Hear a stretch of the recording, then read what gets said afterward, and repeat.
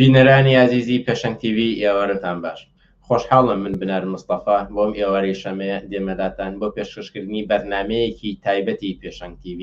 سەبارەت بە سێ بابەتی هەنووکەی ئەمڕۆی کوردستان. ئازیزان نەدەکرێت تا چوارشەمە چاوەڕێ بکەین و بەڵکو لە ئێستادا تاوتوێی سەردانەکەی مەسئول بەرزانی و شاندی حکوومەتی هەرێم بۆ بەغدا لەسەر پرسی موچە بکەین، پاشان هەر سەبارەت بە پرسی موچەی فەرمانبەران و کاریگەریەکانی لەسەر فەرمانبەران و خەڵکی لە کوردستان دەبێت و هەروەها ئەمڕۆ 16 سێپتەمبەرە واتە ساڵێک بەسەر کوشتنی ژینا و هاتنە مەیدانی بزوتنەوەیەکی جەماوەری لە ئێرە کە تاوەکو ئێستا بەردەوامی هەیە و هاوکات هەڕەشە لەسەر ئۆپۆزیسیۆنی ئێرانی لە عێراق و کوردستان تاوتوێ دەکەین لە کۆتە بەرنامەکانی ئەمڕۆماندا. ئێوەش دەتوانن با پرسیار و سەرنج و تێبینیەکانتان بەشدار بن لەگەڵماندا. لەگەڵمان من بۆ بەرنامەکانی ئەمڕۆمان.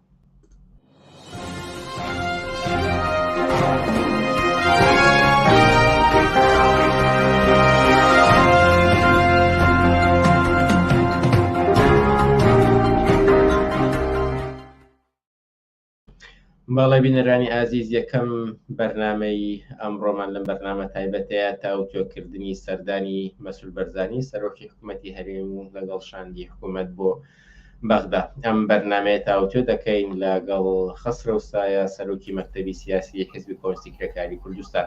خەسرەوسایە ئێوارەت باش و سپاس بۆ بەشداری. ئێوارەت ئێوەش باش و سڵاو لە خۆتان و بینەران و بیسەرانی پێشەنگ تیڤ. سەبارەت بە سەردانەکەی مەسئول بەرزانی بۆ بەغداد، پارتی و حیزب هاوبەشەکانی لە حکوومەتدا کەوتونەتە پیا هەڵدان بە سەردانەکەی مەسئول بەرزانی و گوایە ئەم سەردانە دەستکەوتی هەبووە و کێشەی موچەی چارەسەر کردووە. بڕای ئێوە لەم بارەیەوە چییە؟ ئەگەر سەرەتا لەسەر ئەو کەمپەینەی کە بەدوای گەڕانەوەی مەسئول بەرزانی و شاندەکەیەوە دەست پێ بکەم، ئەم پروپاگەندانی کە ئەحزابی دەسەڵاتدار سەبارەت بەم سەردانە داویانە بەگوێی خەڵکا و سەرچاوەکەی بۆ بڵاوکردنەوەی خۆشخەیاڵی و لە چاوەڕوان ڕاگررتنی خەڵکی ناڕازی کوردستانە. دەیانەوێت وا پیشان بن کە دەستکەوتیان بووە، دەیانەوێت وا نیشاندن کە ئەوان لە خزمەتی خەڵکان و بۆ مەسلەی موچە و قوتی کرێکاران و فەرمانبەرانی هەرێم لە هەوڵان. لە کاتێکە ئامانج لەم کەمپەینیان ئەوەیە کە پەردەپۆشی ئەو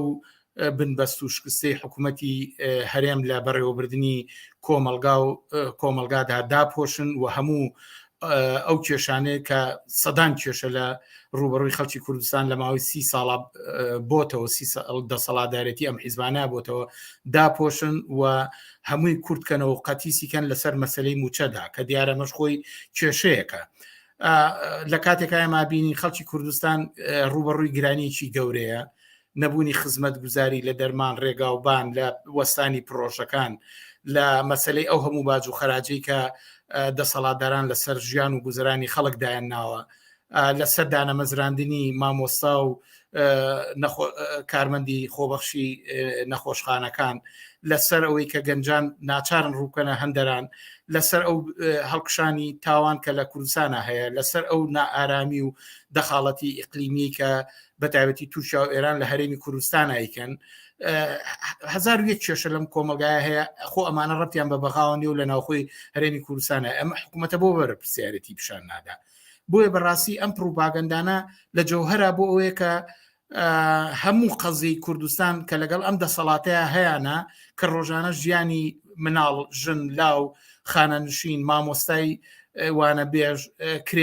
کرێکارانی ژینگە پارێز، کرێکارانی کارگەکان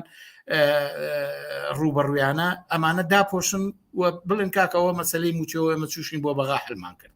بۆیە بەڕاستیان پروپاگەندانە پوچە، خەڵک نابێت لە چاوەڕوانی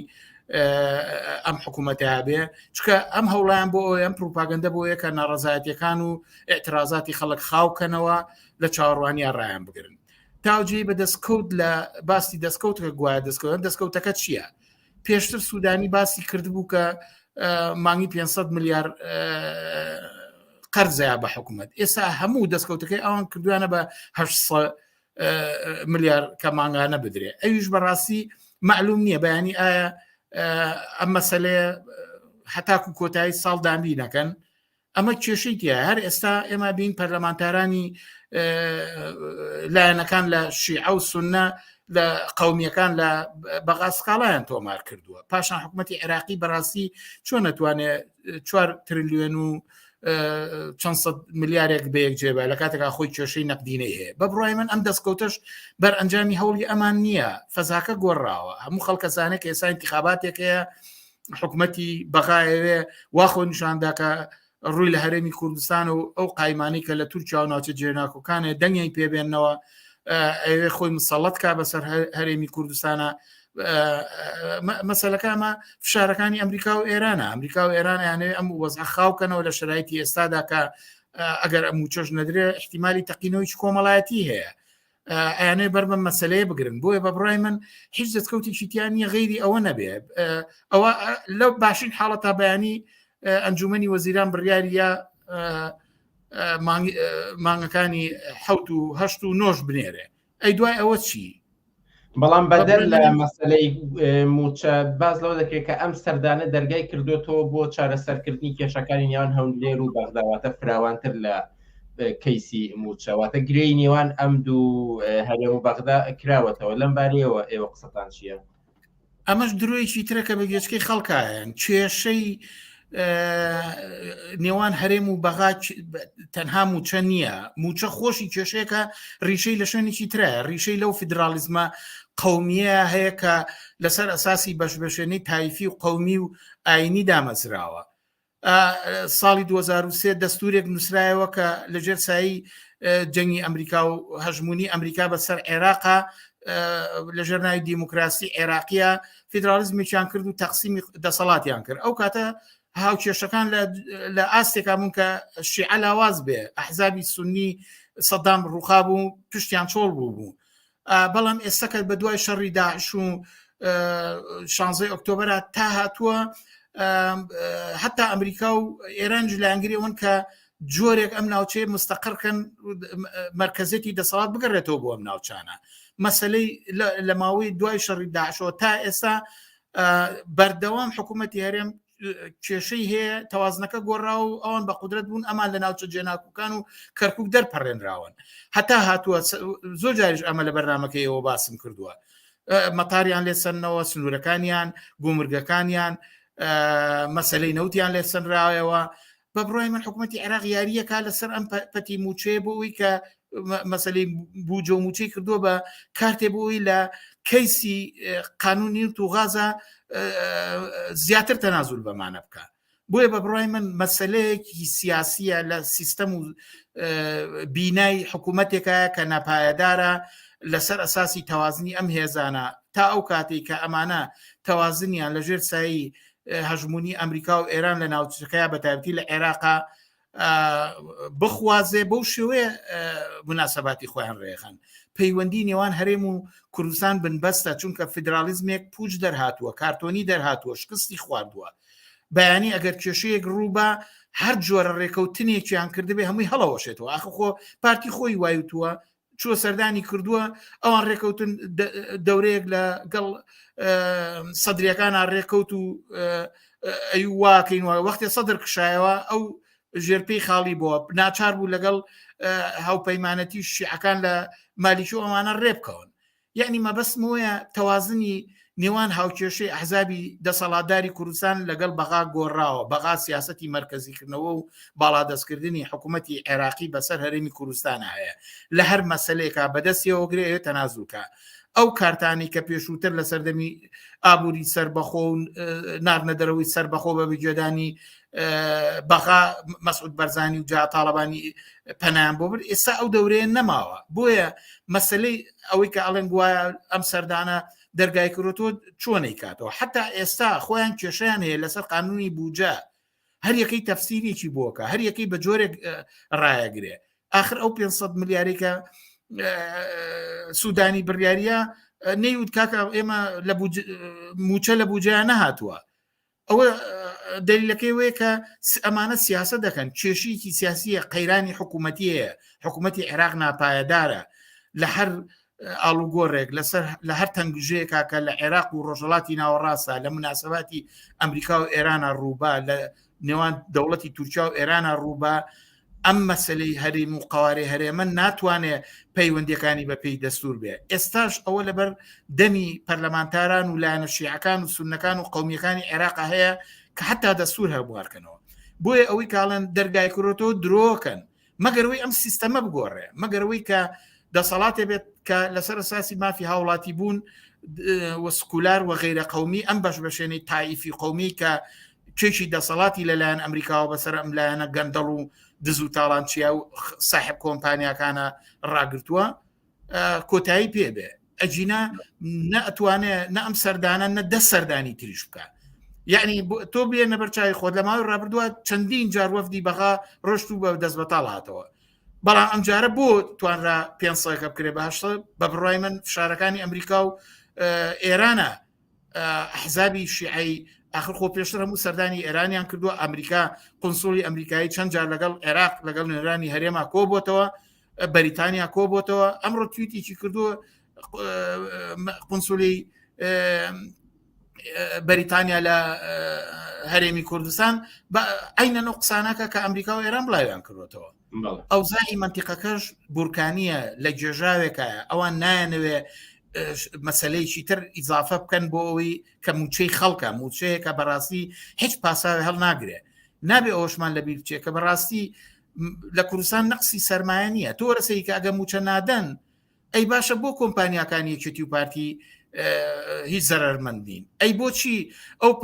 دام و دەستگای زەبەلاحی لە میدیایان لە جێیشیان لە دەست و پەیوەندی خۆیان لە کۆنگرە و تەشریفاتیان ئەو پارانە بۆچی کەم ناکە؟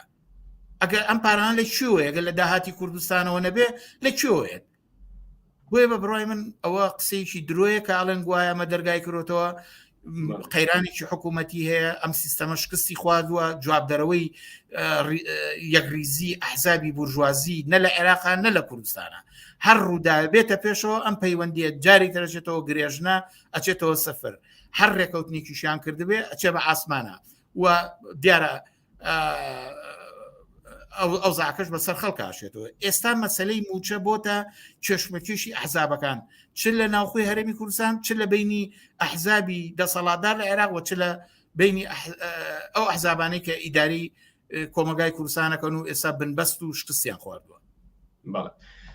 بەڵام هەر لایەنەکانی دەسەڵات و حکوومەت نین کە بەسەر ئەم سەردانەی مەسعود بەرزانی و شاندی حکوومەتە هەڵدەدەن، تەنانەت لایەنە ئەوانەی کە پێیان دەوترێ ئۆپۆزیسیۆن وەک یەکگرت و کۆمەڵ لە پەرلەمانی عێراق بە ئەوانیش دەڵێن کە ئەمە دەستکەوتی بووە ئەم سەردانی مەسعود بەرزانی بۆ یەکریزی کورد کاری ڕۆڵی گرنگی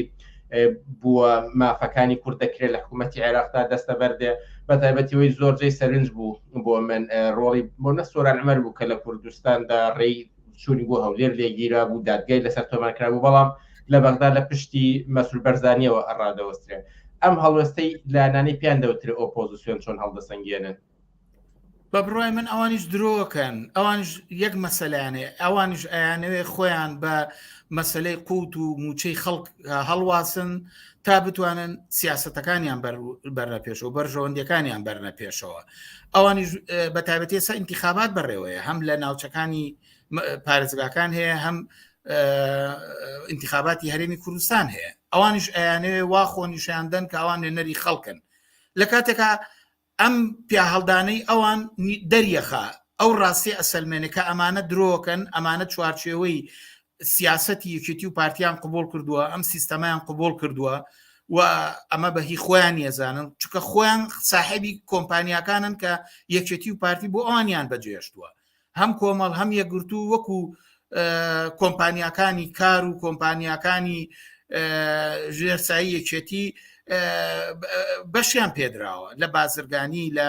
پرۆژە لێدان، لە هەموو ئەمانە. ئەوان نانێت ئەم مەسەلەیە تێبچێت. ئەگەر گلەی و گازەندەیەکیشیان هەیە تەنها بۆ ئەوەیە خەڵک چاوبەستکەن و لە پشتەوە بیبەستنەوە بە سیاستەکانی یەکێتی و پارتیەوە. ئەوان خۆ وەکو زۆر جاریتوان خۆ ئەوان شۆڕژ ناکەن لە دژی ئەم دەسەڵاتە، خۆ نایەنەوێت خەڵک دەسەڵاتێ بێ خۆی سەروەر بێتیایە. ئەوەی کە پیانە هەڵداوە کە گوایە ئێستا تەشریفاتی کردو مجاملەیەکی مەسعود بەرزانیە دەیان جار چوونەتە وەفدی حکوومەتی هەرێم پارتی و یەکێتی ڕۆشونەتەوە هەر لاشیان لێ نەکردن. ئێستا لە پشتی مەسول بەرزانی قوبا تاالبانی و ڕستمەگرن تەنها بۆ ئەوەی پیشان بن کە دنەی قومی بن کە کورد کووردە، بەڵام بەڕاستی کورد چییە؟ ئایا کوردی مەسعود بەرزانیە، نێچیوان بارزانیە، پاڤێڵ تاالبانیە، قوبا تاالبانە بە کوردی قساکان هەمان بەرژەوەندی کرێکارێکی ژنگێ هەیە کە بە کوردی قساکە؟ ئایا بە کوردی قسەکردن بەرژەوەندیەکان ئەکاتە یەک بەرژەوەندی؟ نەخێر. لە ناو کووردا سەرمایهدار هەیە، کرێکار هەیە، ژن هەیە، مامۆستای وانەبێژ هەیە، سەرپەرستار هەیە، خۆبەخش هەیە، ئەمانە هەیە. بەرژەوەندی ئەمانە ئەگەر هەموو کوردن بۆ چییە بێ کرێکارێکی ژینگە پارێز مانگی 250,000 دینار ئەوش کە پێی بدەن لە داهاتی کوردستان بەریکەوێ، بەڵام کوڕەکەی مەسعود بەرزانی صاحبی دایان پرۆژە و بانقی جیهانی بێ؟ ئەی ئەم هەموو گەندەڵی 200 میلیارد دۆلاری کە میدیا جیهانیەکان بنەماڵی تاالبانی و بەرزانی پێ تاوانبارەکەن، بۆ ئەمە ناچێتە گیرفانی ژنێکی ناوماڵەوە، کرێکارێکی ژینگەوە؟ ئەی بۆ مامۆسایکی وانە بێژ دانامەزی سۆرە ئەمەر جوابی ئەمە بەمە چیایەتەوە؟ یا کاندیدەکانی لیستی پەرلەمانی یەکگرتوو کۆمەڵ جوابی ئەمە بە چیایەتەوە؟ بۆیە بە بڕای من ئەمانش خۆیان پەمپی هەر ئەو سیاسەتاناکەن بە شێوەی خۆیان کەیچەتی و پارتیەکەن. ماڵی کورد یەکریز نییە و ناشبێت، چونکە ڕوتی جۆرا و جۆریتیایە، بەرژۆندی جۆرا و جۆریتیایە، داهاتووی جۆرا و جۆریتیایە. ئەمە ناتوانانی یەکخەی کرێکار و سەرمایهدارێک ناتوانانی لە ژێرناوی کوردبوونا بەرژەوەندەکانیان خەی. ئەگەر وات کرد ناکرێ. بڕیاری نییە مەسەرەن خەڵک لە کۆمپانیەکانی یەکێتی و پارتی دەرچێ ئەم جارە کۆمپانیەکانی شاسوار عەبدولواحید بکاتە ساوپەنا و تەوقعی خۆی بۆی ژانی خۆش بێ. بۆیە بە بڕای من ئەم قسانە بۆ چاوبەستکردنی خەڵکە، بۆ ڕاگررتنیی، بۆ دوورکەوتنەوەی ناڕزایەتیەکانی خەڵکە، بۆ ئەوەی شۆڕشێ لە کوردستانە ڕوونەدا کە خەڵکی کرێکار و زەحمەت چێش هاتۆتە دەستوریانەوە، بۆ ئەوەیە کە هەر ئەم سیستەمە گەندەڵە بمێنێ، ئەمانکایی تیا بکەن، یاری پەرلەمان و انتخاباتی تیا بکەن، کورسەکانی خۆیان بێن، پلۆپۆست و پایە وەرگن، کۆمپانیەکانیان بجێڕن. ئەوە ڕای منە لەسەر ئەو قسانە. دوا پرسیار ئەگەرچی خۆتان بەڕوونی ئاماژەتان پێدا، بەڵام دەمێت تاکید کەمەوە کە ئایا پێتان وایە سەردانەکەی مەسعود بەرزانی بتوانێت چارەسەری کێشەی موچە خۆرانی هەرێم بکات؟ بۆنە لە ڕاگانەکان وا باز دەکەن کە لایەنە عێراقیەکان گفتیان داوە کێشەی موچە چارەسەر بکەن و وەواش بڕیارە لە کۆبوونەوەی داهاتووی ئەنجومەنی وەزیرانی حکوومەتی عێراق بڕیار لەسەر نردنی شایستەدارەکانی هەرێم بدرێت و هەر بۆشە مەسعود بەرزانیی چاوەڕوانی یەکشەممەی. بەڵێ ئەگەر جۆگرانی تەلەڤیزۆن ئەگەر ئەم قسەیە لە من وەرگن کە بابە کێشەی موچە کێشەیەکە، بەڵام هەموو کێشەی کوردستان نییە. دەسەڵات لە هەرێمی کوردستان بنبەستە، حکوومەت لە بەغاف شۆڵ و گەندەڵ و بێ ئیرادەیە. ئەو زوڵمەی کە حکوومەتی عێراقیکە بە شێوەیەکی جیاوازتر حکوومەتی هەرێمیش لە خەڵکی بندەستی خۆیانەکەن. ئەگەر ئەمە قبولکەین، بە بڕای من ئەوان ناتوانن ئەم ڕژێمی بەشبەژێنەی قەومی و تائیفی دەسەڵاتی کە فیدرالیزمێک بە زۆر لە سەر و ئیرادەی خەڵکەوە لکرێنراوەتەوە بە عێراقەوە بەرهەمی ئەم پرۆژە ئەمریکاییە بوو کە سەدامی ڕووخان بە تۆپ و تیارە لەژێر سێبەرەکانیەوە ئەمانەی یەخست و دەسەڵاتی بەسەرا دابەشکردن پلۆپۆس و لە دەوری دەستوریە کۆی کردوونەتەوە. ئەم سیستەمە شکستی خواردووە. کێشەکان دەرهاویشتەی ئەوەیە، کێشەی بەغاو هەرێم دەرهاویشتەی ئەمەیە، کێشەی موچە دەرهاویشتەی ئەوەیە، کێشەی بودجە دەرهاویشتەوەی، کێشەی گومرگەکان، کێشەی دەستور لە هەرێمی کوردستان، کێشەی انتخابات، کێشەی حەچی دەخاڵەتی دەوڵەتەکانی ناوچەکە، ئەو جێژاوی کە بەسەر خەڵکی کوردستان و عێراقا سەپاوە بەر ئەنجامی فەشەلی ئەم سیستەمە فیدراڵیە قەومی و ئاینی و تایفەیە کە ئەمریکا پێشکەشی کردووە. ئەمە ناتوانێت بە سەردانێک لەسەر موچە چارەسەرکرێت مەگەرەوەی ئەم سیستەمە ڕاب ماڵڕێ سیستەمێکی تر بێ کە ئیرادەی خەڵک خۆیان بەڕێوی بەرن، سیستەمێکە لەسەر ئەساسی مافی هاوڵاتی بە هاوبەشی خەڵکی کرێکار و زەحمەتکێشی شارەکانی عێراق و کوردستان بە احترامدانان بەڕای خەڵکی کوردستان کە بڕیاری مەسیری خۆی بە پێکەوە ژیان لەسەر ئەساسی هاوڵاتی بوونی یەکساس و حکوومەتێکی غەیرە قەومی غەیرە سکولار نوێنەرانی خەڵک لە شارەکان زانکۆکان گەڕەکەکان هەم لە هەرێم و هەم لە شارەکانی خوار و ناوەڕاست ئیرادەی ئیدارەی کۆمەلگا بە هاوبەشی بکەن ئەشتوانن ئەوانە دانیشن پێکەوە کێشەی زەوی کێشەی سنوور کێشەی کوردستان قەزەی قەومی بۆ یەکجاری بسڕنەوە ئەتوان بڕیار بن لەسەر ئەوەی کوردستان بمێنێتەوە یا نەمێنێتەوە دەوڵەتێکی پایەدار لەسەر ئەساسی ماف دامەزرێ ئەم دەسەڵاتە لەسەر ئەساسی بەرژەوەندی قەوم و قەبیلە و تائیفە و دینەکان دامەزراوە تئۆری ماف لەم دەسەڵاتیان نییە نەبێ یەکێتی و پارتی و حکوومەتی هەرێم باسیەکە نە حکوومەتی عێراقی باسیەکە هەر کەسێ بیە لەم حکوومەتەیە بەشداریکە ئەبێ بڕوە هەویەتی کرستانی هەوێتی تورکمانی هەوێتی کوردی هەوێتی شیعی سونەیی یەزیدی کاکەی ئەمە ئەبێت تەواو بێ ئەمە دروست کراوە ئەمە فقط بۆ ئەوەی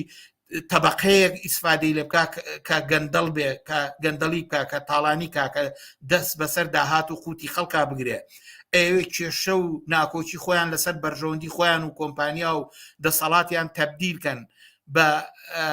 کێشەی خەڵک بۆ ئەمە میلیشیا دروستکەن بۆ ئەمە قانون دانێن ئەم دەسەڵات و فیدرالیزمە ئەبێ بڕوە کۆمەلگایەکی یەکسان لەسەر هاوڵاتی یەکسان خەڵک ئیرادە بکە و خەڵک بەڕێوەی بەرێ خەڵکی هەم لە شارەکانی عێراق هەم لە کوردستان کرێکاران و زەحمەتکێشان ژنان لاوان بێکاران دکتۆران مامۆستاکان هەم لە هەرێم لە شارەکان یەک بەرژەوەندیان هەیە یەک چارە نووسیان هەیە ئەوی ژۆی کە زدی ئەم سیستەمە بن کە بناغەکەی لەسەر کاری بکرێت سەرمایەداری و گەندەڵکاران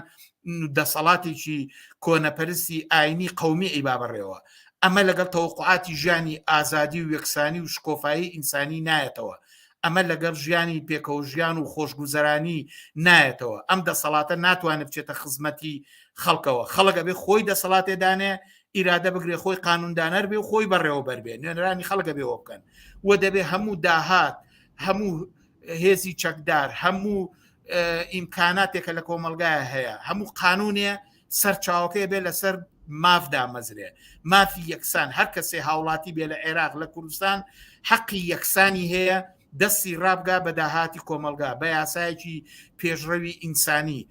احترام ئازادی بیرروڕا ئازادی دینی و بێدینی یەکسانی ژن و پیا و ئازادی ڕێکخراوبوون و هەموو ئەمانە دەستە بەرکە بە بڕای من ئەمە کێشەکە چارەسەرکە ئەجینا بە سەردانێکی ئەو هەر لە درێژی ئەو سەردانە شکست خواردوانە بێ ڕەنگە ماوەکە ماوەیە کێشە بارگژی بینی هەرێم و بەغائش بە لوتفی وەکوتم ئەمریکا و ئێران خاوکاتەوە بەڵام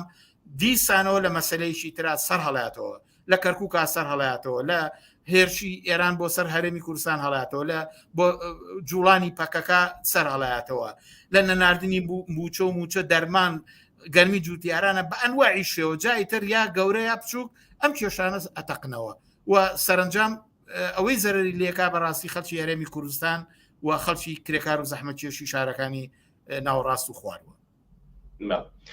خەسرە وسایە سەرۆکی مەکتەبی سیاسی حیزبی کۆمونیستی کرێکاری کوردستان زۆر سپاس بۆم دەرفەتەی پێداین.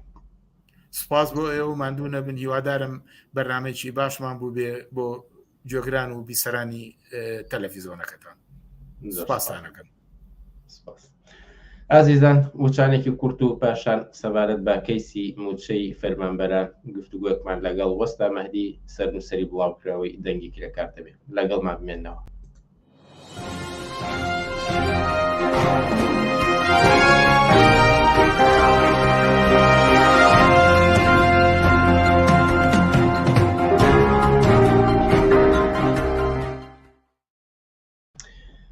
بەڵێ بینەرانی ئازیز ئێستاش سەرنووسەری بڵاوکراوەی دەنگی کرێکار وەستا مەهدی ڕەسوولمان لەگەڵدایە. وەستا مەهدی ئێوارە باش و سپاس بۆ ئەم دەرفەتەی پێداین. ئێواری ئێوە و بینەرانی پێشەم تیڤ باش سپاسانەکەم. نەدانی موچەی فەرمانبەران لە کوردستاندا موچەی مانگی 6 وەرگیراوە بەڵامەوە ناوەڕاستی مانگی سپتەمبەر مانگی نۆشمان تێپەڕان هی مانگی 7 و 8 نەدراوە. نەدانی موچەی فەرمانبەران لەوە دەست پێ بکەین لەکوێوە سەرچاوی گرتووە؟ زانی مەسلەی نەدانی موچە شتێکی پێشبینی کراو بوو بۆ هەموو ئەوانی کە موچە لە حکوومەت وەرەگرێت بۆ ئەمە یەکەم جار نییە گرفت دووسە بێ بۆ دواکەوتنی موچە و نەدانی موچە سەردەمانێک نێزیکەی هەژنۆ دەمان موچە هەر گل دراوەتەوە ئەمە هەر بە یەکجاری نەدراوە ێشا دەستیان لێ شۆردووە چەندێک باسیەکەن بەڵام دەستیان لێ شۆردووە بەڕای من گرفتەکان زۆرن گرفتەکان سیاسین ئەوە نییە بڵی لەبەر ئەوەی پارە نییە موچە نادەن ئەگەر نەخۆتۆ لە هەرێمی کوردستان نزیک بە 1 ملیۆن خەڵک موچە لە حکوومەت وەرەگرێ ئەم بەشەر لە کرێکاران موچەکانیان بە بیانووی جۆرا و جۆر دواکەوێ یعنی هەر جارە و بە بیانویەکەوە ئەسۆسەیدی کە ئەم جاریان بە بیانووی ئەوەی کە لە سەروبەندی ئینتیخاباتان کۆمەڵێ ململانی سیاسی هەیە لەسەر ئەوە لەسەر وەزعی کەرکووک و لەسەر ئەمەی کە ئینتیخابات هەیە موچەکان دیسان دواکەوتووە ئەوە ئیمانی حەوت تا ئێستا وەرنەگیراوە ئەمە وای کردووە بەڕاستی یعنی لای خەڵکی کرێکار و لای فەرمانبەری ئەوانەی موچەی حکوومەتە خۆن بەهێزە ئەمنیەکانیشەوە ڕاهاتوون لەسەرەوەی کە موچەکانیان پێشبینیەکەن کە دواکەوێت بەڕای من گرفتەکە لەوێیە تۆسەی کە ڕیشەی لە سیستەمی سیاسیایە سیستەمی سیاسی لە عێراقا لەسەر بنەمای محاسەسەیە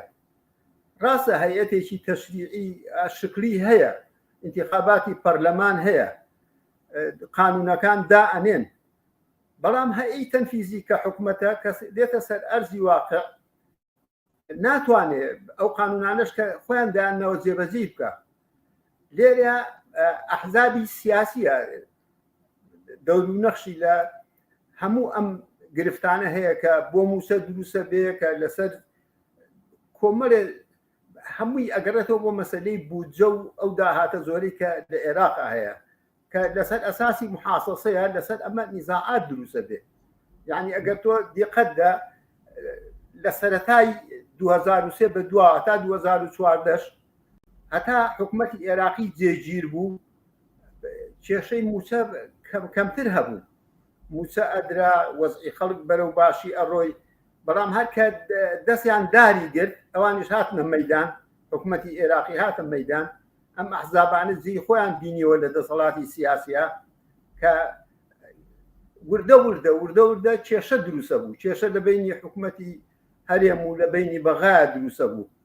ئەمە خۆی سەرچاوی لە مەسەلەی ئەم فیدرالیە کە لەسەر ئەساسی محاسەسە دروست بووە وەلەو خۆی لە هەموو دنیاە سیستەمی پەرلەمانی هەروایە بەڵام فەرقەکەی بینی وڵاتانی تر و عێراق و کوردستان ئەوەیە ئێرە ئەحزابی مسلح دەورەبینێ لە بەغاش هەروایە دەوری 90 حیزب هەیە هەر حیزبە و حسەی خۆی هەیە لە داهاتی گشتی حسە ئەبا ئەحزاب ملیشای چەکداری هەیە یعنی بەشێکی زۆر لەو داهاتەی کە لە عێراقایە ئەحزابەکان وەکو حسەی خۆیان ئەیبن هیچ حیساب نییە لەسەر بنەمای کار و لەسەر بنەمای ئەوەی لەکوێ فەرمانبەرە لەکوێ چی ئەکا بۆیە بەردەوام کێشە هەیە لەسەر مەسەلەی موچە و بودجە یعنی ئەیکەنەوە سەیری کە قوتی خەڵک ئەکەنە بیانووی ئەوەی کە مەسەن پارە نییە داهاتە گشتیە مرکزی نابێتەوە لە تەوزیع هەڵە ڕوئەدا یعنی بەڕاستی هەمووی گیری خواردووە ڕیشەکەی لە مەسەلەی ئەم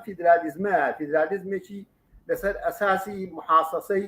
ئەحزاب محاسەسەی قەومی محاسەسەی مەذهبی بەشبەشێنە یعنی ئەم فۆرمە سیاسیە کە کاتی خۆی ئەمریکا تەرحی کرد لە عێراقا بەڕاستی شکستی خواردووە ئێستا ئەیانێ محاولە بکەن هەرچۆنێ بێ کە باسی ئەوکەن کە ئیستیقلالی سیاسی هەبێ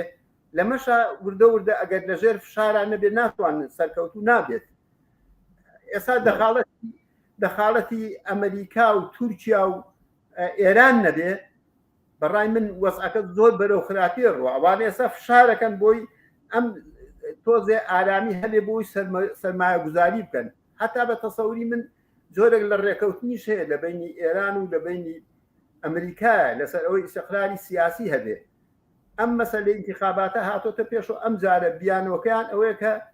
گوایە پارە نییە ئەم حکوومەتی هەرێمە پابند نابێت بۆ ئیتیفاق سیاسیانی کە کردوێتی لە مەسەلەی داهاتی نەوت لە مەسەلەی داهاتی خاڵە گومرجیەکان بەشی خۆی نادا بە بەغا بۆیە بەغا موچەکە نانێرێ ئەیکا بە بیانوم بەڵام بەڕاستی خۆی کێشەی خەرچی کوردستان و خەرچی عێراقیش هەر مەسەلەی موچە نییە. من پێش بێمە ناو ئەم بەرنامەیە لەگەڵ کەسێکە کە فەرمانبەر بوو لە بەغا قسەم کرد باسم لێم پرسی وتم وەزعی ئەوێ چۆنە وتی وەستا مەسەلەی خەرچی بەغا و وەسەت و جنوب ڕاستە خەڵک فەرمانبەر دەوامی خۆیەکە موچە وەرەگرێ بەڵام 1001 دەردی ترمان هەیە خەدەمات نییە جادەوبان نییە کارەبان نییە قەسەخانەکان کاول بووە ئەگەرچی خۆ لە کوردستانیش ئەم دەردومەینەتی هەیە بەڵام ئیتر وەزعەکە واش کاوەتەوە بەسەر خەڵکی کرێکار و زەحمەتکێش و فەرمانبەری حکوومەتە کە ئەبێ دائما چاوەڕوانی ئەوواکەن کەی موچیان پێ بدرێت بەڕاستی ئەم وەزعە ئەمە دروست لەسەرم بابەتە بەردەوام بین کە بڵاوکراوەی دەنگی کرێکار زۆر سەبارەت بە دۆخوژیان و گوزەرانی کرێکاران دەدوێت بەڵام ئەگەر ئەم دۆخە تایبەتە لە بەرچاو بگرین کاوە 2 مانگ و نیوە فەرمانبەران موچەیان وەرنەگرتووە چی کاریگەریەکی لەسەر کۆمەڵگەی کوردستان و ژیانی کرێکاران داناوە؟ زانی کاریگەری زۆرە حتمما کاریگەری هەیە تۆ سێکە ئێستا پرۆسەی خوێندن پەچی کەوتووە کە ئەبێ لە یەکشەمەوە دەوام بێ بەڵام من پێشبینیەکەم لە هەموو کوردستانە دەوام ناکرێت ڕەنگە لە هەولێر و منطقەی زۆنی زەردا دەوام بکرێت لەژێر فشارایە مامۆستا ناتوانانی وەکو سلێمانی و ئەمانە بڕوا بایکۆتکە وەلەو بایکۆتی چارەسەر نییە خۆتەوە ئەمەش تەجروبە کراوە بایکۆت ئیتر بەڕاستی حکومەت ڕەنگە بایکۆتی پێخۆش بێ خەڵکی فەرمانبەر و کرێکار وانە بڕۆنە ماڵەوە بایکۆتکەن حتا هیچ دەوائیرەکانیش کەس هیچ نەڵێ بەڕاستی پێی خۆشە حکومەت ئەوە لە لایەکی تریش خۆ ئەسڵەن خۆی ئەو موچەی کە خەڵک وەرێگرت بەشی هەرە زۆری موچەیەک نییە کە بتوانێت بەشی پێداویستەکانی ڕۆژانە بکە خۆی ئەگەر بەراوردی موچەی فەرمانبەر و لە مامۆستاوە بیگرە هەتا یعنی ئەوانەی مدیر ئامنا لە مدیر ئام بەرەو خوارد لانی کەمی موچەکان ئەگەر مدوێنێکیش بێ بەشی مەسروفاتی ئەمڕۆ ناکە گرانی بازاریش لەلایەک بێ موچەیش لەلایەک کێشە دروستەکە بەڵێ کێشەی کۆمەڵایەتی دروستەکە کێشەی نازانم هەتی خەڵک پێی ناخۆش ئەوە دروستەکە خەڵک ناتوانێت بەقەرز ژیان ناچێتە پێشەوە ئەگەر چارەسەر نەکرێ بەڕاستی وەزعەکە تا دێ بەرەو خراپیە ڕوە بەڕای من یعنی چارەسەرەکە ئەگەر بشکرێ کاتیە چونکی ئەمە چەند جار ئەچنە بەغاڕێکە کەون موژدە موچە هات دوای مانگێک ئەیدەن دوای وە خۆی لێتەوە بەڕای من یعنی هەتا ئەم سیستەمە سیاسیە نەگۆڕێ بەلایەکی کەیان نەکەوێ خەڵک خۆی دەخاڵت نەکە خەڵکی کرێکار و زەحمەتکێش نایەتە مەیدان ئەمە ئیتر هەر دووبارە ئەبێتەوە ئەوە لە 2003ەوە کە حکوومەتی عێراقی دوای سەدام دامەزراوە ئەم کێشانە هەر تەواو نابن هەر جارێک بە شێوەیەک وەفدەکە ئەچێتە بەغا ئەگەڕێتەوە ڕێکەوتین و بەڵام بەڕای من چوونی ئەوان هیچ کاتێ بۆ چارەسەری کێشەی خەڵک نییە ئەمان کە باسی شایستە دارایەکانەکەن شایستە دارایەکانی ئەحزاب و ئەو محاسسەی کە وەکو پۆستی سیادی بەرخۆیان کەوتەوە وەریەگرن ئەجینە ئەگەر تۆ بێتێ سەر موچەی فەرمانبەر و ئەوان ئەگەر 1 ملیۆنیش بێ هەر داهاتی ناخۆی کوردستان داهاتی خاڵە سنووریەکان و داهاتی ناخۆ هەموو دایرێ بەشی خۆی پارەی هەیە کە بیدەنێ مانگانە بەڵام سیستمی سیاسیەکە بە جۆرێکە سەیری کە ئەحزابی موسەلەح خەڵک ئەبا بەڕێوە لە هەموو دنیا خۆ وایە یعنی تر ئەگەر دەسەڵات لە دەستی ئەحزابایە بەڵام موسەلەح نییە ئیتر هەیئەی تەنفیزی حکوومەت دەسەڵاتی هەیە بەپێی ئەو قانونی کە دانراوە بەپێی ئەو قانون ناڕوە لە کوردستان وان نییە لە بەغاش بە هەمان شێوەیە یعنی ئەم نیزاع سیاسیە تەواو نابێت هەتاکو ئەحزابی میلیشا دەسەڵاتی وڵات بەڕێوە بەرێ لە بەغاش و لێرەش وەسی خەڵک چاک نابێت بەڵام بۆ ڕێگە چارەکان ئەوەش پێشنیار کراوە کە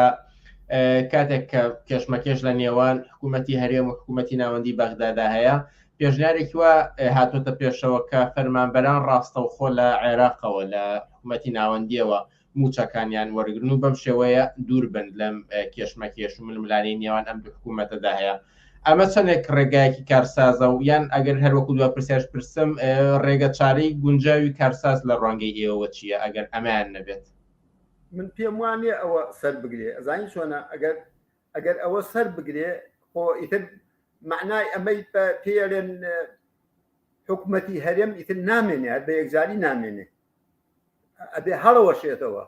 ئەگەرچی ئێستا بەعزێک لەو دەسەڵاتانیان لێوەرگیراوەتەوە ئەمە هەڵەوەشێتەوە بەڵام من پێم وانە حکوومەتی عێراقیش ئەو هێز و قووەت و توانایی نییە بتوانێت فەشەل بە سیاسەتێ بێنێ کە ئێستا بەڕێواسێ لە سایی ئەحزابی بۆرژوازی کوردەوە چونکی ئەوە نییە تۆ ئەمانیش جێگایان دیارە معلومە ئیتر ناتوان ئەویان مەگەر لەژێر فشاری ئەمریکا و وڵاتانی غەربە بیانێ جۆرێک وڵاتێک دروستکەن ئیتر بۆ خۆیان بتوانن کۆنتترۆلی بکەن و ئەمانیش ڕازی بکەن ئەوانی ڕازی بکەن یعنی سیستمەکە بگۆڕن بە زۆرێکی تر ئەگەر نا ئەم نیزاعە کۆتایی پێ نایە بەڵام یەک حاڵەت هەیە ئیلا ئەوەی کە خەرچی ناڕازی بێتە مەیدان ئەم وەسعێتە ئیتر ئەم سیستمە لابەرێ هەر ئەوەی ئەو شعاری کە لە ساحەی تەحریر هەڵیان گرت بوو نظامی سیاسی بگۆڕێ ئەم نخبە سیاسیە کۆتایی پێبێ و سیستمی سیاسیەکە بگۆڕێ سیستەمی پەرلەمانی بە کەرچی عێراق نایە دەخاڵەت ڕاستەوە خۆی خەڵک بەشدار بێت لە هەموو شتێکە یعنی یەکسانی و بەرامبەری هەبێ ئەم محاسەسەیە نەمێنێ ئەگەر هیچ چارەسەرێک نییە بۆ ئەم وەزە. وەستا مەهدی ڕەسوڵ سەرنووسەری بڵاوکراوی دانگی کرێکار زۆر سپاس بۆم دەرفەتەی پێدای. سپاس بۆ ئێوەش. ئازیزان وچانێکی بچووکی تر و پاشان لە ساڵڕۆژی کوشتنی ژینە و خرۆشانی جەماوەری لە ئێران لەگەڵ جەمال موحسیندا چاکپەکەوتمان دەبێت لاگەڵمان بمێنەوە.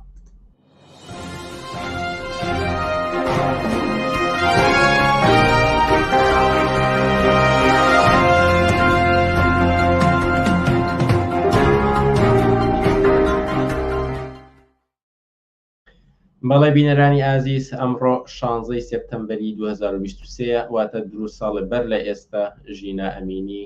لە تاران بەدەستی پۆلیسی ئەخلاقیەوە گیان لە دەستدات و ئەمەش دەبێتە خرۆشانێکی جەماوەری لە ئێراندا شکڵ دەگرێت. لە ساڵڕۆژی ئەم ڕووداوەدا لەگەڵ جەمال موحسین ئەندامی مەکتەبی سیاسی حیزبی کۆمسی کرێکاری کوردستان چاپێکەوتنمان دەبێت. جەمال موحسین ئێوارت باش و سپاس بۆم دەرفەتەی پێداین. ئێوارەتان باش و سلااو بۆ ئێوە بۆ بینەرانی پێشەنگ تیڤ. ساڵێک تێپەڕی بەسەر کوشتنی ژینا و هاتنە مەیدانی مزوتنەوەیەکی جەماوەری لە ئێراندا. ئەگەر بگەڕێنەوە بۆ ساڵێک بەر لە ئێستا ئەم هاتنە فراوانە جەماوەریەی لە ئێرانە لە سەرتاسەری ئێرانە کە راپۆرتەکان ئاماژە بەوە دەکەن کە تەنان لە 160 شاری جیاوازی ئێران بە جەماوەر هاتنە سەر شەقامەکان و تەنانەت بۆش ڕازی نەبوون کە پۆلیسی ئەخلاقی هەڵوەشێنرایەوە بەڵکو ئامانجیان نەمانی کۆماری ئیسلامی ئێران بوو. ئەگەر لەکدانەوەی و کۆکراوەی بچووک بکەین ئەمە چی دەگەێنێت؟ ببورن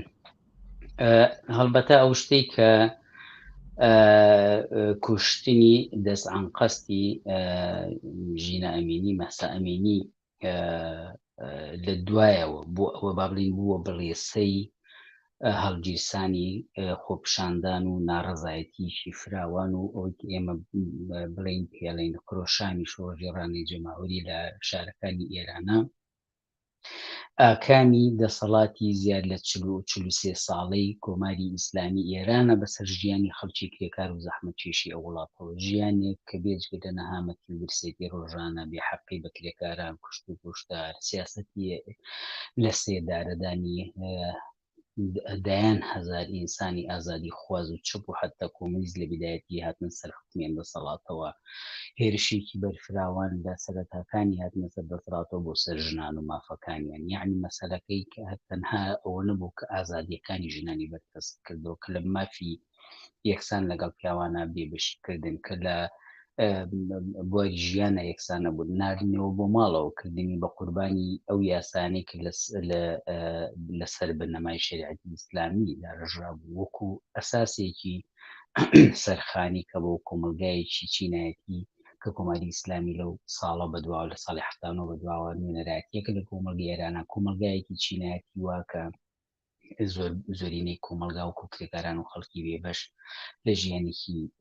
کورەمەرگی چۆرەوەریە بە سەریانە بردوو ئەوانشی کە دەسەڵاتیان لەدەسا بۆ وەلایەتی فقیە با بڵین کەوتبوون بەسەر ناز و نیعمەتی وڵاتەوە بێژگەلەوەی کە 6 ساڵ جەنگیان لەگەڵ عێراقە کە بەرپا بوو ئەوەش هەر خەڵکی هەژار و زەحمەت چێش بوون قوربانی یعنی خەڵک بە زمانی جیاجیە دەست بە تایبەتی لە ساڵانی دواییە بە زمانی جیاجێ بە هاتنە سەر شەقامی جیاجێ بە ناڕەزایەتی دەربڕین جیاجە زۆر لە پێش مەرگی ژینە ئەمینیەوە ئەو نیشاندا بوو کە ئەم ڕژەمی ناوێ و چەسانەوەی جینایەتی بێ هەڵوەشێتەوە و خەڵک هات بۆ میدانەوە یعنی مەشایەتی چەندین کۆبوونەوەی ناڕزایەتی کۆبوونەوە و گشتیەکانی کرێکارانی هەفتە پەکە لەسەر چۆنەوەی سەرمەشقی ناڕزایەتیەکانی کرێکارانەوە بوون لە حەقی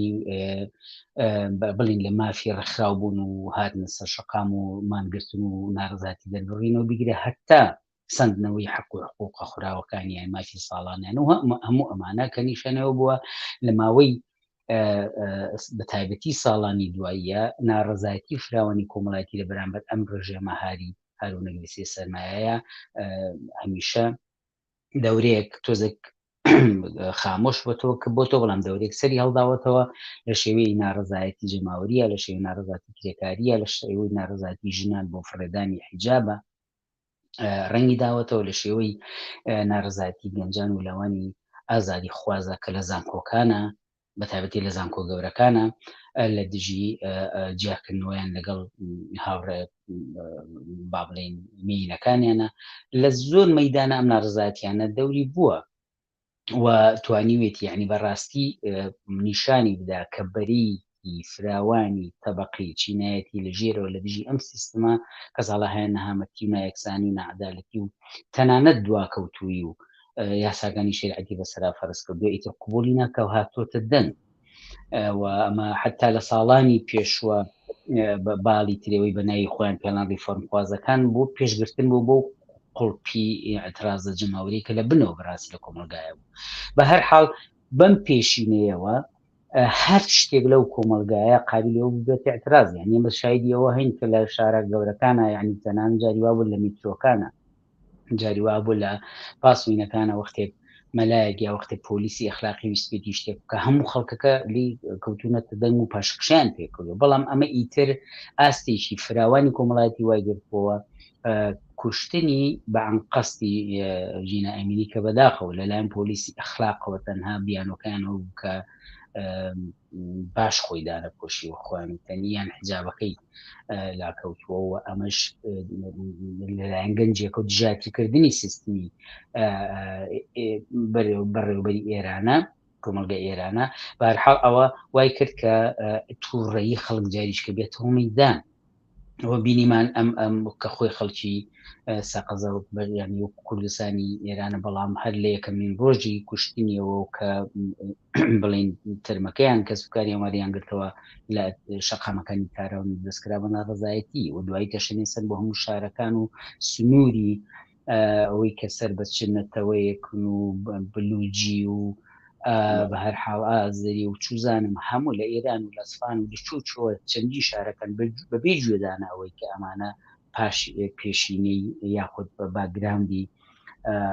نەتەوەیان هەرچیەکە چونکە هەمویان لەم ژیانەیە لە ساڵی هەفتانەوە بەشدار بوون لەم ژیانەی کە ئەم کۆماری ئیسلامی وەکو نوێنەری سەرمایه‌داری و سیستمی تەبەقاتی لە کۆمەلگای ئێرانە پیادەی کردبوو وەختێک خەڵکێک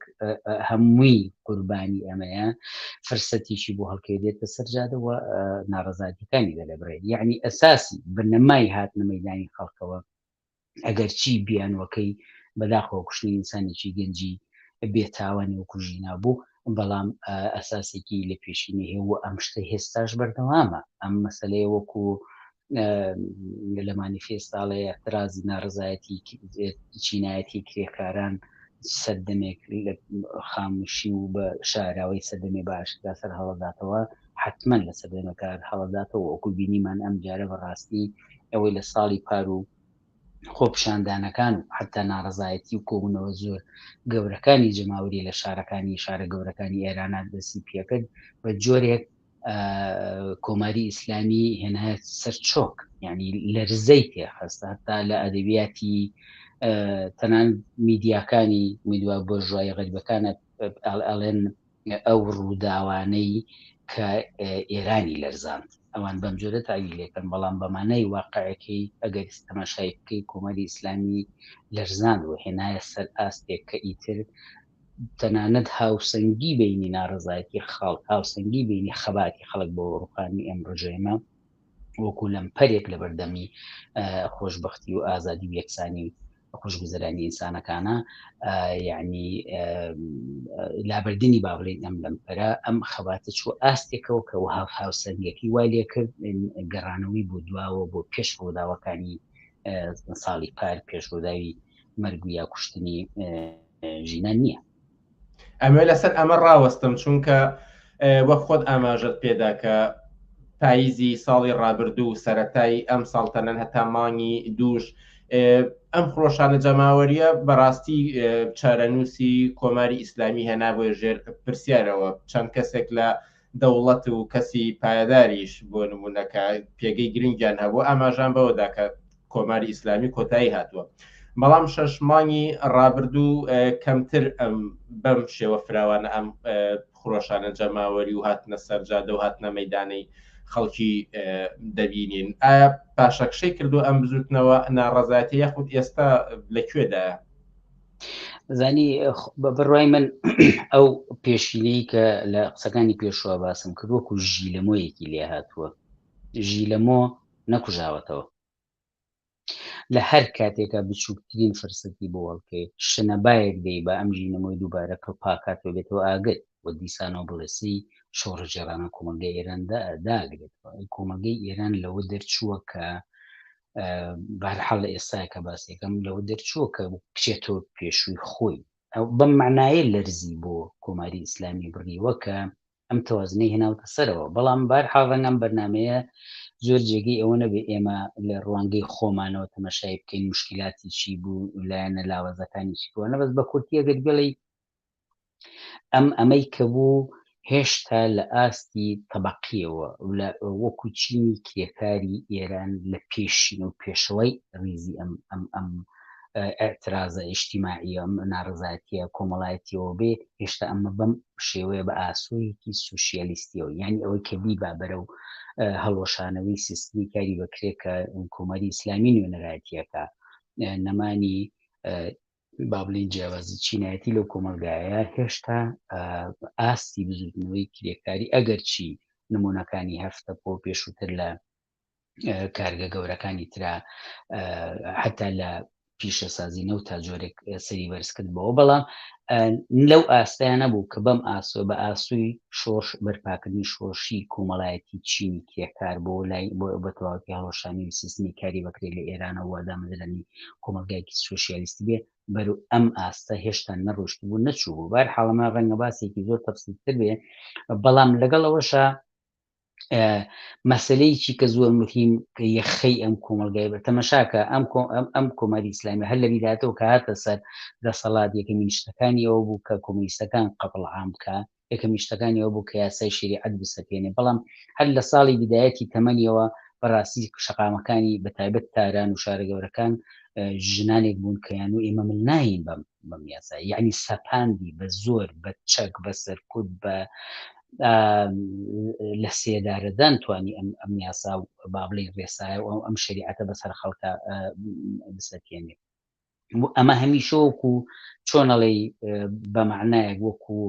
پرێسێک وەکو زەختێک لەسەر ئەم خەڵکە لەسەر ژناندایە ناو بەڵام وەختێک ئەم حرەکەتەی ئەم جوڵەیی ئەم خرۆشانی لە پارەوە بینیمان کەس سەرمەشقەکەی ژنانێک بوون ژنانێکی ئازادی خواز بوون ژنانێکی ئەن و ئیتر ئێمە ئەم جێگە ڕێگایە قایل نین و ئەمە بە معنایەک پێشەوایەتیەکی ژنانی تەئمین کرد لە جوڵانەوەی 1 ساڵی ڕابردووە یەکێ لە خاڵە دەرەخشانەکانی بوو و یەکێ لە خاڵە پێشکەوت و ڕادیکاڵەکانی ئەم جوڵانەوەیە بوو کە بەڕاستی خواستی یەکسانی ئازادی بەرز بوو بۆ تەنان لە زۆر شوێنە یعنی مەسەلەکار دروشتێکی سەرجادە و سەر دیوارەکان نەبوون خەڵک باسی لە ئازادی یەکسانی سوسیالیزمە کرد بەڵام ئەوە کە چنێ بووە جوڵەیەکی واقعی و بەرەو شۆشە چی ئەمان بابەتی ترە حتممە کە نەیتوانی بۆ بێ یعنی ئەمە خاڵی درەخشان و پێشکەوتووی ئەمە بوو کە سیمایکی ڕادیکاڵی هەر لە هۆڵەوەدا بە حرەکەکە تەنانەت من بۆ خۆم لە هەر زۆر شوێنە ئەمە وتووە یعنی ئەم هاتنە مەیدانی ژنانی ئێرانە بە جۆرێک پێشکەوت و ڕادیکال بوو ئەم سیمایی بووە مایە پشتیوانیکی زۆر گەوری جیهانی و تەنانەت ینی تەنانەت هەندێک فیمینیزمی ئەوروپی سەریان بەرز کردەوە لە مقابلیەوەیە بۆی ئەم مەسەلەیە نقطەیەکی مهمی و بەڵام ئەوەی کە بەرەو خاموشی چوو خۆپشاندان بە تەنها ناتوانێت یەک نظامێکی هاری سەدکوتگەری پاڵی بە سێدارە و ئێدامەوە دابێ بڕوخێنێ ئەو حرەکەتە پێویستی بە ڕێکخراو هەیە پێویستی بە حیزبێکی سیاسی پتەو هەیە کە خەڵکی کرێکار و زەحمەت کێش ئاسۆکەی بە ئاسی خۆیان بزانن کە بزانن سەر ئەنجام ڕۆژی گێنە سەر شەقام ڕۆژی دوای ئەوە یەکگرتووی بەکارێنن ئێمە نمونەی ئەوەمان بینی لە هەندێ شار و شارۆچکە بۆ ڕۆژ و چەند ڕۆژ کە دام و دەستگاکانی ڕژێمی ئیسلامی بڵین دەریان پەڕاندن جۆرێک لە حتا باسییان لە شوورای خەڵکە کرد و ئەوانە جۆرێک کۆنتترۆلی شەوانە کۆنتترۆلی ئەو شار و شارۆچکەیانەکەت بەڵام ئەمە نەبووە ئەوەی کە دەسەڵاتێک لە بەرامبەر دەسەڵاتی جمهوری ئیسلامیە قوت بکاتەوە یعنی نەگەیشت بوو بەم ئاستەی مەبەستمەوە نیە بڵێم زوعفی خەڵکەکە بۆ بەس خۆی نەگەیشت بوو بۆ ئاستا ئەمەش نیشانەوەیە کە بەڕاستی ئێمە خۆپشاندان خۆ بەخۆ ناتوانێت ڕژێمێکی پایەداری ڕیشەداری 43 ساڵ تەمەنی لە سەرکوتی تەجروبەی خنکاندنی هەردەنگیشی ئازادیە هەیە ناتوان هەروە ئاسان لای بەرێ بۆیە پێویستی بە تەنزیم هەیە پێویستی بە ڕێکخراو هەیە ئەگەر چی ئەحزاب و ڕێکخراو لە کۆمەلگای ئێرانە هەن وارێک بەهەر حاڵ خەتی سیاسی ئەوانیان بۆ خۆیان جیاواز و ڕۆژ نەبوو خەڵکی بەڵام سەر ئەنجام هێزی منەظەم هێزی ڕێکخراوی خەڵکی کرێکار و زەحمەت کێش بە تایبەتی چینی کرێکار لە شوراکانی خۆیانە لە یەک دەستەی بە منەظەمی بێن و بزانن ئەمڕۆ هێنە سەرجادا بەلمونە خواستی وەلانان و فڕێیانی حیجاب ئەسەپێنن پۆلیسی ئاکار هەڵەوەشێنەوە دووسبەی پێداگرن لەسەرەوەی کە کرێی ساڵ و 2 ساڵی نەدراویان ببورن بدرێتێ و 4 ڕۆژ دوای ئەوە بێ بزانن دام و دەستگاکان ئەبێ هەر هەمویان چۆنەڵی ئیستقالیان پێبن بەرپرسەکانیانە بێ خەڵک نوێنەدانیان بچێتە سەرەوە چەند ڕۆژێکی دوای یعنی ئەمە پرۆسەیەکی شۆڕژگێڕانەی منەزەمی کە چەکدار بە ئاسوویەکی فراوانتری ئاسوویەکی سۆشیالیستی کە بەڵێو کۆمەلگایە تەنها بە یەک شت ئازادیە بێ و ڕزگاری بێ ئەویژەوەیە کە پایەکانی کۆماری ئیسلامی کە پایەکی چینایەتیە و لەسەر ئەساسی چۆسانەوەی ئینسان بۆ ئینسان لەسەر ئەساسی چۆسانەوەی کرێکاران لەلایەن سەرمایه‌دارانێکی کەمینەی و کۆمەلگایەوە ڕابڕێەوە ئیتر هەموو فەرهەنگ و یاسا و قوانینەکانیشی لەسەر ئینی ئەمەوە سەر چاواگرێت ئەبێ ئەمە بەرەو هەڵوەشانەوە بچێوە سەرنجام و کۆمەلگایە بەرەو کۆمەلگایەکی سۆشیالیستی بچێت ئەگەرنا ئەو اعتراضە مدەتێک خەفا بێتەوە ئەم ساڵ لە یادی ئەو ڕۆژانەیە بە تایبەتی ئەم ڕۆکایادی هەمان ڕۆژی هەڵگیرستانی ئەو خۆشانانەیە ئەگەر جمهوری ئیسلامی لە چەند ڕۆژی پێشۆ میلیتاریزەی شارەکانی بەتایبەت شارەکانی کوردستانی نەکردایە ئەگەر چەندین خەڵکی بەنای هەڵسوڕاوانی ئەوەی کارەکەن بۆی خۆپشاندان دەست پێ بکاتەوە دەستگیری نەکردایە ئەگەر تەنانەت ئەم ڕۆباوکی ژینای دەستگیر نەکردایە کە بەنیاز بوون بە ڕێو ڕسمی گەورەوە بەرەو گۆڕستانەکەیان گۆڕستان بچن کە ژینایتیا با بڵین بە خاکس پێدراوە ئەگەر ئەمانە چەندین هەڵس و کەوتی تری سەرکوبگرانی نەگرتایەتە بەر دڵنیا بە ئەم ساڵیش هەر ئاوەکو ژی لەمەوەکە تەنها شوعلەیەکی بەس بوو دووبارە یعنی پزیسکێکی بەس بوو دووبارە ئەم ئاگرا تەشە نەفسێنێتەوە یەخی کۆماری ئیسلامی بگرێتەوە بەڵێ ئەمێ سەبارەت بەوەش بپرسم کە هەم پار لە کاتی ئەم خڕۆشانە جەماوەریەدا جمهوری ئیسلامی بارەگاکانی هەندێک لە حیزبەکانی ئۆپۆزیسیۆنی لە کوردستانی عێراق بۆمباران کردو و ئێستاش هەڕەشەیەکی زۆریان لێ ئەکرێت کە لەگەڵ حکوومەتی عێراق و حکوومەتی هەرێنش ڕێکەوتون کە لە چەکدان ماڵن. بەڵام ئەم خڕۆشانە جەماوەریە لە ناوخۆی ئێرانایە و خەڵک هاتۆتە مەیدان وەکو ئێوە باسی دەکەن و ئەم حیزبە چەکدارانە ئۆپۆزیسیۆنانە 30 ساڵ یان تەنان زیاتریشە لە کوردستانی عێراقن و کەمتر لە ئێستادا ڕەنگە ئەو هەڕەشەیە بن بۆ سەر کۆماری ئیسلامی ئێران بۆ کۆتای هێنان پێیان. ئەم هاوکێشەیە چی دەڵێن لە جمهوری ئیسلام بۆچی بە دیاریکراوی ئێستا کراونەتە ئامانج ئەم حیزبە ئۆپۆزیسیۆنانە؟ خۆی ئەوەی کە کۆماری ئیسلامی بەم کاری هەستاوە هۆکاری زۆرە لەوەوە کە ئەو ئێوێ هەژمونی سیاسی لە کۆمەلگەی عێراق و تەمان بە کوردستانیشەوە بەهێزتر بکە طبعا لە بەرامبەر ڕقیبەکانی وەکو تورکیا و ئەمریکا و ئەوانەیە ئەو بەحسێکی توول تەسیرترە ئێمە قسەشمان لەسەر کردووە یعنی ئەو بە جۆرێکی و کۆمەلگەی عێراق و کوردستان لە هەموو شتێکات لەدەست ئەوە بێ و ئەو مەسیرەم کۆمەلگای دیاری بکە بە شەریکاتی تیجارەت و ئابوووریەکەیەوە بیگرە با بە سیاست و پێکهێنانی حکوومەت و کارمینەکانی و گرێتە ئاخری حتا بە یاساکانیەوە یعنی ئەو تەداخلەکە لەوەی لە شارەکانە خۆیان وتەنی چەند خەڵکی سەرڕوت و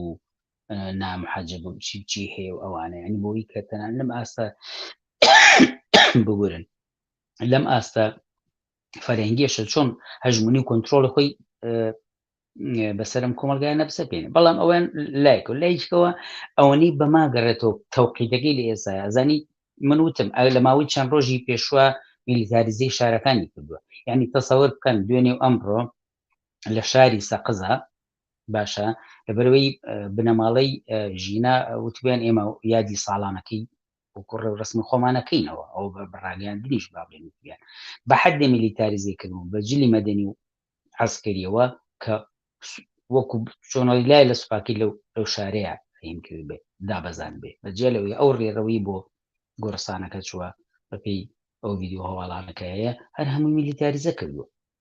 نەمە لە لایکی وەکوتم گرتنی خەڵکوان بەڵام لایکتر و ئامانجی چی هەیە کۆماری ئیسلامی ئێوێ ڕووی مەسەلەکە بگۆڕێ ئەوێ نیشانیەوە وا نیشان باکە ئەم ناڕزایەتی کۆمەڵایەتی یەخەوبەربینی پێگرتووە پەیوەندی بەو زۆڵم و زۆرە و نیکە ساڵەهای ئەیکاوتە خەڵک لیان پڕە و لە بچووکترین فەرسەدا بۆی هەڵکەوێ ئەی ڕوخێنن وەلایەنە شەق و دەسەڵاتە هەڵەدەن ئەما گوایە فیتی بەپێی هینی خۆیان فیتی ئەحزابی ئۆپۆزیسیۆنی ئێرانیە کە لە کوردستانی عێراقا مۆجودن و ئەمانە گوایە ئەمریکا و خۆیان دایم ئەم تەبریریان بەدەست ئەمریکا و ئیسرائیل و ئەمانە پاڵپشتی مادیانەکەن و ئەوان لێوین چالاکی عەسکەریەکەن یعنی بڵێ ئەو اعتراضاتەنی لە شارەکان هەیە خەتای ئەم حیزبانەیە کە لە کاتێکە هەموو زانانی ئەو حیزبانە ساڵهایەکە ینی وەکو بەتایبەتی ئەم ساڵانە ئەخیرە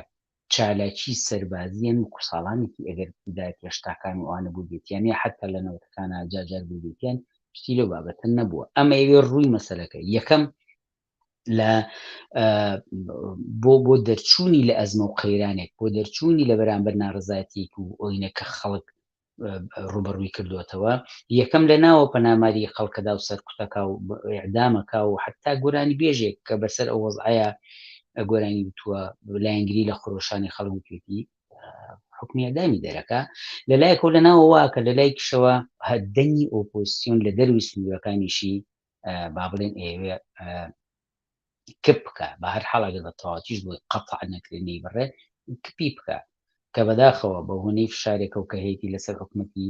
مرکزی عێراق و حکومەتی هەرێمی کوردستان ئەمەی بۆ چۆتە سەر و بینیم پرۆسەی چەککردنی حیزبەکان لە کوردستانە دەستی پێکردووەوە و کامپی ئاوارەیان بۆ ئامادەکردوون ئامانجی سیاسی ئێران لەوەیە ئەوەی کە یەکەمیان هەژمونی خۆی جێگە و پێگەی خۆی لە کوردستان و عێراق بەهێزتر بکە مەسائلی سیاسی بەبێ ئەو نەڕواتە ڕێوە لە لای کەشەوە بەڕاستی بەشی هەرە زۆرێکەی لە بەرامبەر ناڕزایەتیشی فراوان و قۆڵی کۆمەڵایەتیە کە لە کۆمەڵگەی ئێرانە دەرگیریتی تووشی قەیرانی دەسەڵاتی کردو لە ناوخۆشیان ئەویان تێکەوتووە ناتوانن وەڵام دەرەوەی پێنین بۆ ئەوەی ئەم مەسلەیە نەقڵ کاتە دەرەوەوە ڕووکەشێکی تری پێ بدا بە معنایە بێ بڵێ ئەوەی کە سبەینێ ئەگەر خامۆشیەک بە هەستانی خەڵک و خرۆشانی خەڵکەوە بوو ئەو نیشانەوەیە کە ها قسەکەی ئێمە چووە سەرەوە ئۆپۆسیۆنمان شەک کرد و دەمی ئەوانمان گرت ئێترەوە احترازین بۆ تۆ لە کاتێکە وانە لە کاتێکە میلیتاریزەکردنی شارەکە خەڵک ئەباتە دواوە هەنگاوێکی باتە دوا بۆی دوای بتوانێت نەخشەی بچوونە پێشووی دوو هەنگاوی تردا بنێ لە کاتێکە سەرکوت و زیندانیکردنی هەزاران کەس لە پارەوە تا ئێستا حکومدانی هەزاران کەس وە تەنانۆکوتن لە سێدارەدانی دەیان بگرە سەدان کەسیش ئەمەیە کە خەڵک بە هەر حاڵ وەکوتم جۆرێک دێتە دواوە بۆی خۆی ئامادەتر بکە بۆ هەنگاوێکی دواتر بەڵام هەمیشە سیفەتی ئەم جۆرە لە حکوومەتی سەرمایهداری کە سەرکوتگەرن نەگری سوهارن ئەوەیە کە سەرنجام هەر بە ناڕەزاتی خەڵکو و بەڕاپەڕین بەتابەتی کۆمەلگای ئێران بەڕاستی مێژووی لە شۆڕش و هەستانی جەماوەریە هەیە ئەویش بۆ خۆی ئەترسێ لەم مەسەلەیە بە معنای واقعی ئەترسێ کە دەسەڵاتێک پێتەرەزەوە یعنی ببینە تەنانەت ئەم هاتنە مەیدانی خەڵکو و ئەم ڕادیکال بوونی کە من پێشتر باسم کرد کارێکی کردووە کە وڵاتانی مەبەسم بۆ ژوازی ئەوروپی و غەربیش بۆ ئەوەی کە حساباتی خۆیان لەگەڵ کۆماری ئیسلامیە یەکلایی بکەنەوە خۆیان هەڵە قز بە ناڕەزاتی خەڵکۆیانێ مەپاڵپشتی دێکن تەنان بە پەیامەکەی دوێنێ جو بایدنەوە کە گوایە لەگەڵ خەڵکی ئێرانایە و لە دژی کۆماری ئیسلامیەوە تەنانەت بە بڵین گەمارۆیان لەسەر کۆمەڵی کەسایەتی تری و هەنێ شەریکاتی تری ئێرانی با بڵین تازە کردوێتەوە زیادیان کرد بە مامەیە بڵێم کە کۆماری ئیسلامی سەرنجام ناتوانێت لە ناڕەزایەتی فراوانی وەبەرینی کۆمەڵایەتی خەڵکی کرێکار و زەحمەت کێشی شار و شارۆچکەکانی ئێران بە هەموو زمانە جیاجیەکانی و نەجاتی ببێ ئەم دەورەیە توانێت ئۆپۆزیسیۆن قەتیس کاتەوە ئەم دەورەیە توانێت ئۆپۆزیسیۆن شار بۆ ئۆپۆزیسیۆن بێنێ بەڵام ئۆپۆزیسیۆن خۆ تەنها لە دەروی سنوورەکانە بوونیان نییە ئەوانش بە جێگەی خۆیان ئەحزابێکن و بەغیری ئەوانش ئەحزابی کۆمونیستی هەن کە لە کۆمەلگای ئێرانان نفوزیان هەیە سیاسەتەکانیان بەدەستەوە گیرێ بە تایبەتی لە حرەکاتی خەڵکاتوانی ئەوە ببین کە مەسەلەیە هەرەمەشە بەڕاستی یەکێک لەو خاڵانی کە بەشێک لەوەی کە دەرزی بۆ کۆماری ئیسلامی بڕیوە بۆ خۆشێزانێ حتا ئەم هێزانی ئۆپۆزیسیۆن بێدەنگیش بکە خامۆشیشیان بکاتەوە چێکیشیان لێدا ماڵێ سەرنجام ئەو ناڕەزایەتی واقعی کە بنەماکەی پێشووتر باسمان کرد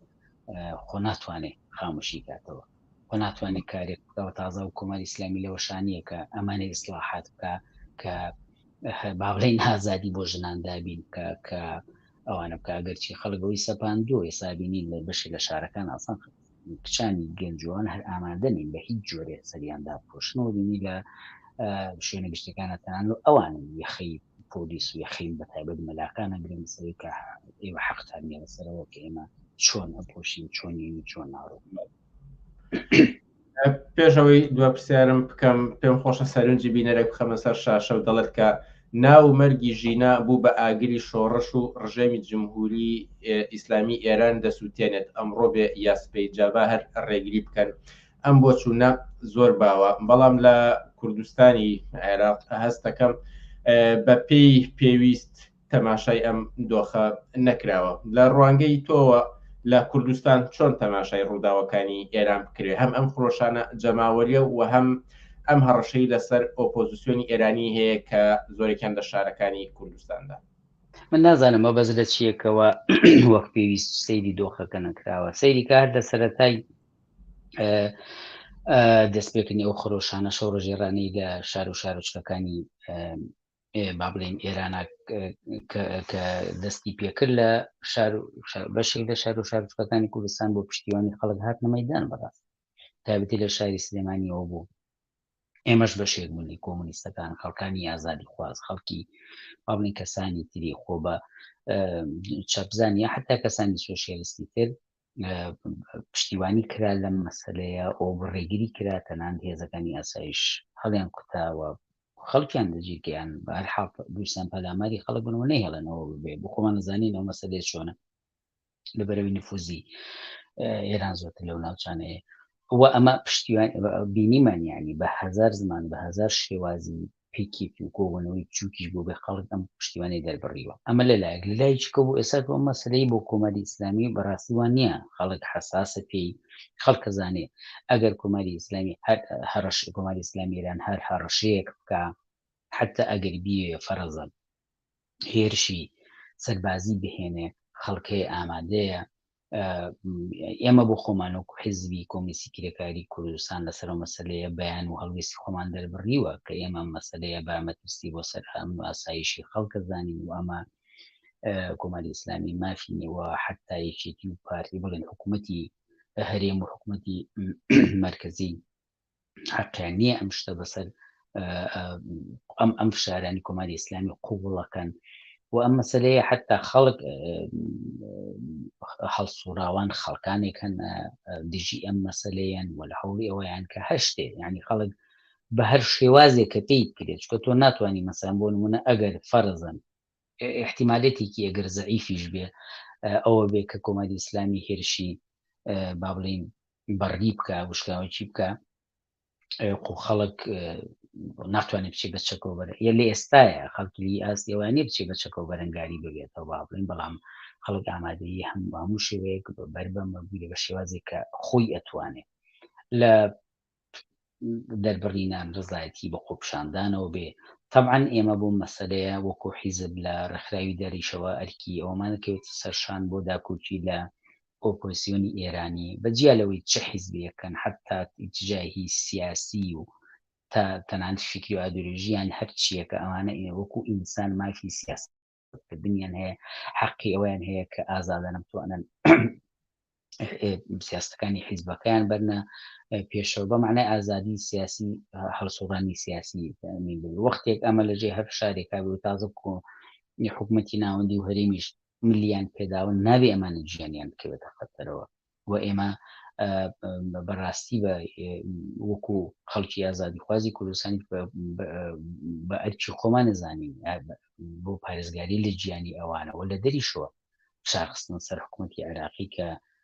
ئەم کارە بوەستێنێ هاوکاری ئەم پلانە بوەستێ حکوومەتی هەرێم نەبن بە بەشێک لەم پیلان و دەستێوەردانی ئێران و حتای خەی سەفارەتەکانی کۆمەری ئیسلامی بگیرێ تەنانەت با من لە قەوسابی لە بۆ پێوتر کۆمەلگای نێودەوڵەتی وانە بە هەر UN و ئەوانە بە هەر دەرەجێ فشاریان لەسەردا بندێ کە نابێ ڕێگە بدرێ شارۆچکەکانی کوردستان ئامن بکرێ نابێ ئەمنیەت و ئاسایشی خەڵک بخرێتە مەترسیەوە نابێ ژیانی ئۆپۆزیسیۆنی ئێرانی بخرێتە مەترسیەوە بە هەر حاڵ وەک ئینسان مافی پاراستن گیانیان لە ئەستۆی هەم حکوومەتی مرکزی و هەم حکوومەتی هەرێمە تەمەنی مەشۆک و کەسانێکی سەر بۆ کۆمەلگای خۆ بە مەسئولزان داکوچیەکەین دەوەی کەمانەجانیان پارێزراو بێ بە هەر شێوازە ئیمکانی بێتوانەمان لێوە کارەکەین بۆ هەڵخڕاندنی جەماوەریش لە دەوی ئەم کار و ئەم مەسەلە من پێم وایە ئەمە حساسیە بەرامبەر بە دۆخەکە هەستاریە بەرامبەر بە دۆخەکەەوە خەڵک ناتوانێت خۆ دەسەوستاندا بنیشێ و چاوڕێنەوە کاکە بزانێت چێ بێ بە هەر حاڵ ئێستا پرۆسی چەکردنی حیزبەکان دەستی پێکردووە سوپای عێراقی بەشێکی بەرەوستی دەکان و ئەوانە ڕۆیشتووە یعنی جنجۆڵەکانیان هەیە بەڵام احتیمالی ئەوەی کە شەڕی بەڕی با بڵێن ڕووبە لە ئێستایە ینی احتیمالێکە لە ئێستا زەعیفە بەڵام ئەگەر چی ببێ ئێمە بێ بە هەموو جۆرە پێش بکەین بەوەی کە هەم لە کۆمەلگای نێودەوڵەتی لە دنیاە و هەمیش لە ناوخۆیە نەهێڵی کارەساتی ئینسانی ڕووبات بۆ کۆمەلگای کوردستانیش بۆ نەوەنە ئامن ببێ من پێم وایە ئەمە نیشاندانی مەسئولیەت و هەستاریە بەرامبەر بۆ دۆخە پێتر ئەوەی کە بە ئێران ئەگەڕێتەوە بە هەر حاڵێکێک پێڵێ بە بۆنی مەرگی ژینەوە بۆ من لە قسەکان ماوتم یعنی ئەگەر کە بەداخەوە مەرجی ئەو ئینسانە گەنج و با بڵێن بەرەنگارکاری ڕژیمی ئیسلامی بووە ئەم بەڵێسەی ئاگر و خۆشانی خەڵک بەڵام ئەگەرەوەش نەبووایە شتێکی تر هەر مەسەلەیەشکە بووایە خۆ خەڵک کاتی تر لە 3 ساڵ 4 ساڵ لەمەوە پێشە کە هاتن سەرجاد و یان حتا چەند ساڵێککە لەو بە هاتن سەرجاد و مزاحراتی زۆر گەورە دەستی پێکرد خۆ کۆل بیزاد لەو کاتەیە کەسێک نەکوشرا بوو، بەڵام ئەو ڕقوقینە هەیە. بۆیە بە معنایە ڕاستە ڕۆژی داگیرسانی ڕۆژی هەڵگیرسانی دەستپێکردنی ئەم خۆرۆشانە هاوکات ڕۆژی کوشتنیان قەستی ژینا بوو، بەڵام حتمما تەنها ئەتوانی بڵێ تەنانەت سمبۆلی دەستپێکردنیەتی، بەڵام خۆ شتێک نییە بە ناوی شۆڕشی ژینا یاشتی لەم بابەتانەوە، چونکە شۆڕشەی بەدەر بێ شۆڕشی کۆمەڵایەتی خەڵکی کرێکار و زەحمەت کێشەکە ئەویش وەک سەر بە خێزانێکی خەڵکی زەحمەت چێژ و ئەوانە حتمما ئەم مەسلەیە گرێتەوە. من ئەوە هەروەکو ڕوونکردنەوەیەک بوو لەسەر مەسلەی، بەڵام من پێم وایە خەڵکی کوردستان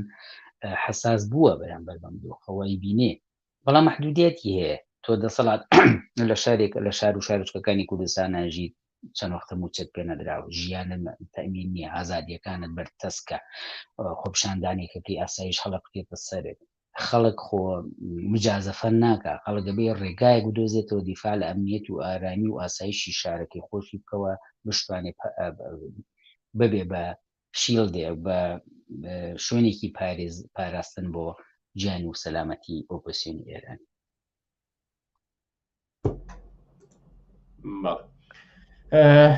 ئەم بابەتایی هەنە زۆر زیاتر قسە و باسی لەسەر بکەین، بەڵام ڕەنگە لە بەرنامەکانی تردا بێینەوە سەری. لێرەدا جەمال موحسین ئەندامی مەکتەبی سیاسی حیزبی کۆمونیستی کرێکاری کوردستان، زۆر سپاس بۆم دەرفەتەی پێداین و بەشدار بوویت لە بەرنامەکانماندا. سپاس بۆ ئێوە، شومان نەبن. ئازیزان، هەر لێرەشدا دێینا کۆتایی ئەم بەرنامە تایبەتەی ئەم شەومان ئێوارەی چوارشەمە کاتژمێر 9 بەرنامەکانمان دەست پێ دەکاتەوە. کاتێکی خۆش بۆ هەموو لایەکە شاد و سەرکەوتوو بن.